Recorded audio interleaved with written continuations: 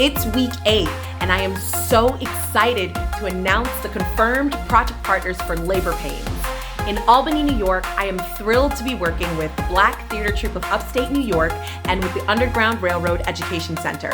And in Oakland, California, I am so incredibly excited to be working with the East Oakland Boxing Association and the West Oakland Mural Project.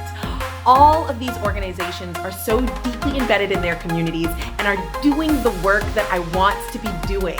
The Labor Pains Project is coming near you, and if you want to find out more information, please visit laborpainsproject.wordpress.com and make sure to subscribe to this YouTube so that you can find the weekly updates. I hope to see you. America. Nobody with a critical mind should be surprised right now. Everyone should be, this is right on par with what we thought was going to happen. You cannot tell me that you are a critically thinking human being and you did not see this coming. I don't even know where to start or what to say. I came into this week, earlier this week, this Monday, I came into this week thinking I was going to spend this video update talking about one thing. And then it came to the middle of the week and I thought that I was going to be talking about some other things. And then it came to yesterday and I thought I was going to be talking about something else. And then I read about that. So, right. The only people who are afraid of knowledge are those who seek to exploit it. If I can beg one thing of you, beg one thing, it is this. Please fight your corner with everything you've got. I don't care what it is, but fight it. Fight it, because exercising the right to do so is the only way that we will continue to have the right to do so. So whatever your corner is, it can be in disagreement with me. In fact, I hope it is. I like a good conversation. It helps me stretch my mind. I don't need us to agree on anything or everything, but I do need us to be able to speak on it. I do need the exchange of the ideas. I do need all of the beautiful things that happen when cultures come together, because to me, that outweighs all the other shit that we have been witnessing, putting up with, and oppressed by over several generations. I wouldn't be able to exercise the amount of compassion and empathy that I have for humanity without the exposure to the various things that I was exposed to. And you know, the way that my family chose to expose me to so many things was through the arts. Stories, songs, paintings, photographs, books, literature, poems. All of that was a part of my world. And I realized that is incredibly privileged. I get that. Oh, I'm not denying that. But it also is what makes me who I am. It's why I think the way that I do. It's why I see the world the way that I do. And I love the way that I see the world. Yes, there's a lot of shit here that needs to be fixed. Yes, there's a lot that needs to be done. I'm willing to do it. Now, I'm not doing it on anybody else's terms anymore, but I'm willing to do it because it's not that it just needs to be done. It's actually one of those things that fulfills me. And it's okay if it doesn't fulfill you. I'm not asking for it to fulfill everyone, but I am asking for everyone to fight their corner. The Labor Pains Project is a performance art installation that will take place in Albany, New York and Oakland, California in June 2026.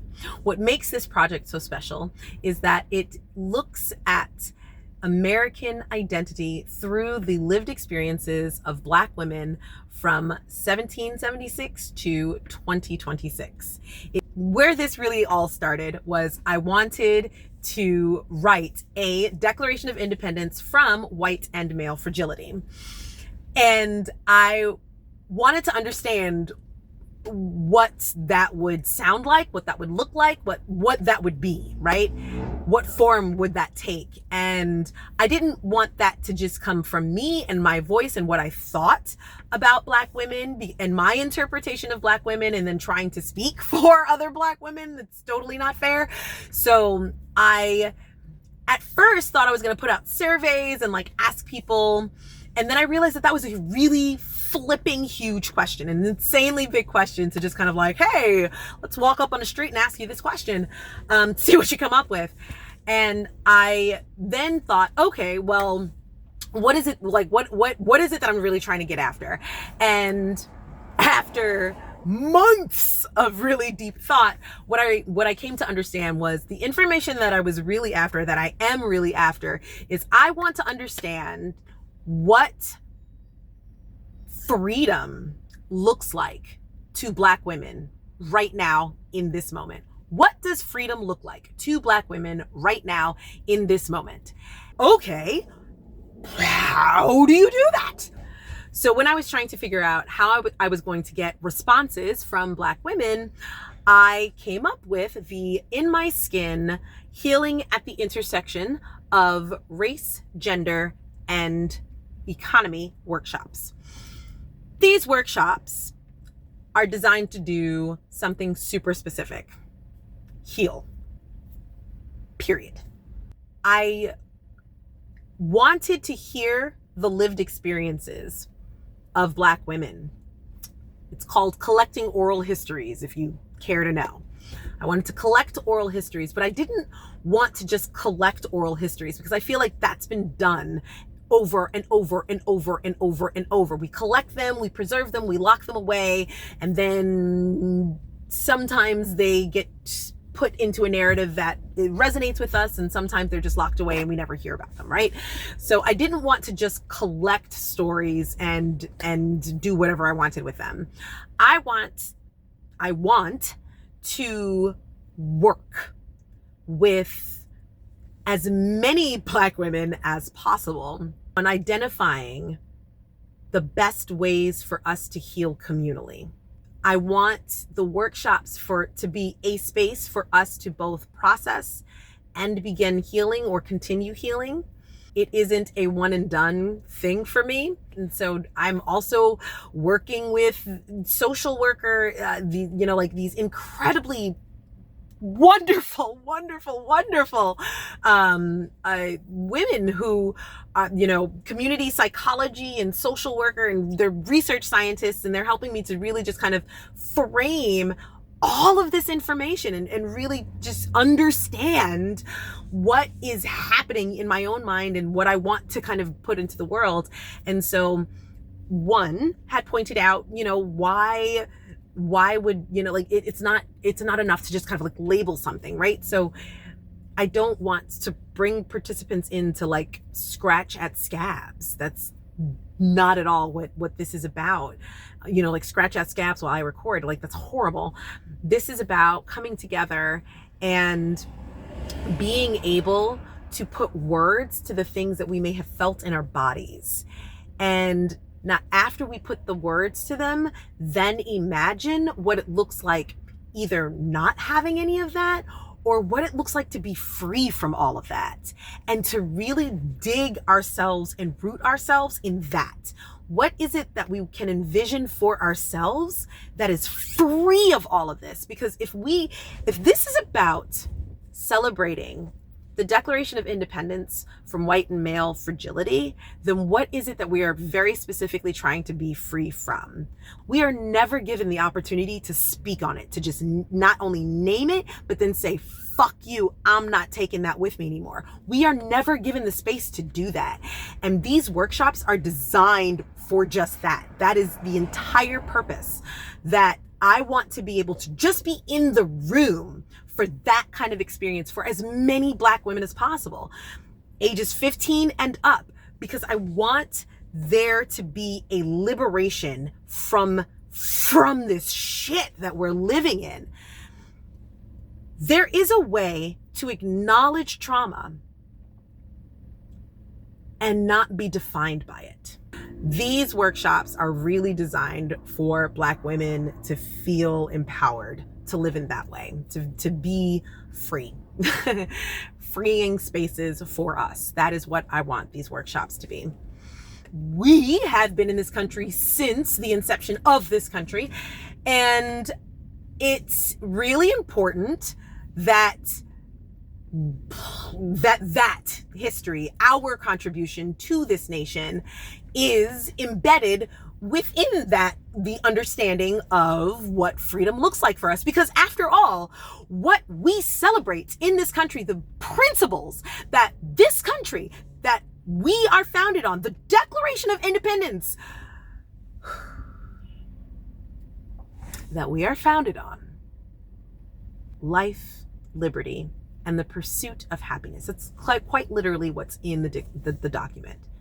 Life, liberty, and the pursuit of happiness. We've seen all of the, like the play on those words, and we've seen them in slogans and movies and blah, blah, blah, blah, blah, blah. That's fine. We've seen it everywhere, our entire lives, because it's in a document that serves as the foundation of the ideology the nation was built on. While the nation was built on these concepts of liberty and justice and the pursuit of happiness and God and nature's laws. That very same document that preserved those things intentionally omitted the institution of American slavery. That is very interesting, because the institution of American slavery drove and was the foundation for American capitalism.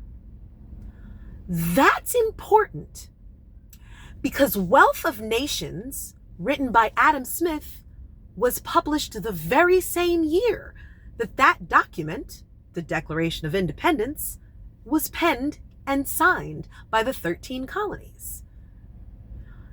Our national identity is so deeply intertwined with our economy, and our economy is so deeply intertwined with the ideology of racism,